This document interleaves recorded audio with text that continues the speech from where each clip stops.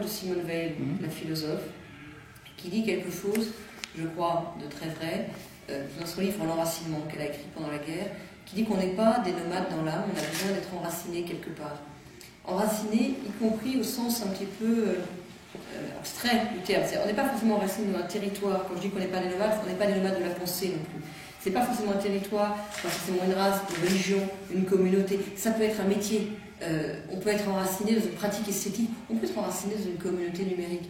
Mais on a besoin de se reconnaître comme étant de quelque part et d'y plonger ses racines.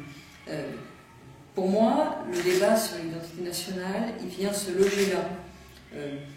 Il vient se loger dans la question de l'identité. Alors en fait, il y a une excroissance de la question de l'identité. Il y a d'autres problèmes d'identité. Moi, par exemple, comme maire de ma ville, je suis maire de Longjumeau, je travaille beaucoup sur l'identité locale. Faire en sorte que les habitants se sentent être de quelque part, ce qui n'est pas forcément évident dans une ville de grande couronne. Et je crois que tous ces questionnements autour de l'identité, comment on se sent être de quelque part, ont de la pertinence en monde contemporain parce que justement ils sont en fait très bousculés par la façon dont on voit les choses.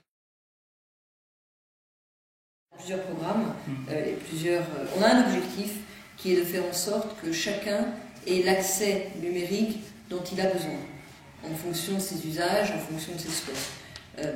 Pour ça, il y a une déclinaison en plusieurs types de programmes. D'abord, ne pas penser que la fracture numérique, c'est seulement la fracture des territoires. Parce qu'en fait, c'est aussi la fracture des usages, des catégories socio-professionnelles, des âges de la vie.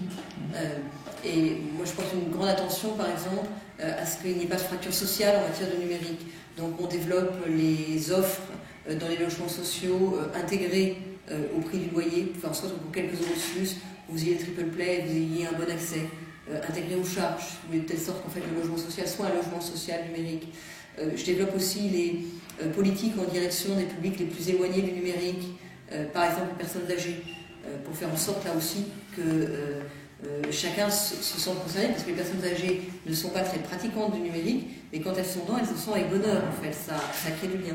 Je travaille sur le développement des pratiques, et je pense en particulier au télétravail, parce que je crois que le télétravail amène un regard différent sur le travail et participe d'une transformation positive de la société qui est liée au numérique. Et puis il y a quand même tout le travail sur la géographie, tout le travail sur la fracture numérique géographique. Et là, c'est à la fois pour le haut débit, le label haut débit universel pour tous, pour faire en sorte que vraiment tout le monde ait le haut débit très vite.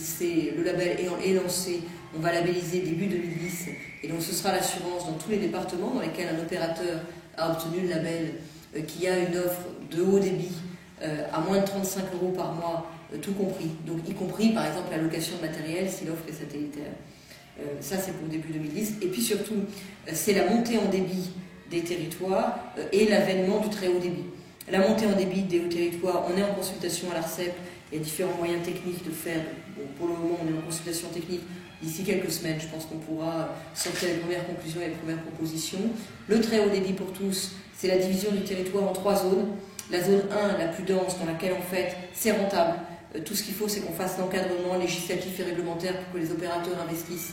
Et là, on discute jeudi matin au Sénat d'une loi qui a déjà été discutée en première lecture au Sénat, en première lecture à l'Assemblée, qui est une loi de réduction de la fracture numérique qui permet en fait de finaliser le cadre législatif et réglementaire donc pour le déploiement du très haut débit en zone les plus denses. La zone 2, c'est la zone moyennement dense. J'ai déjà débloqué 750 millions d'euros dans le cadre du volet numérique du plan de relance pour du co-investissement.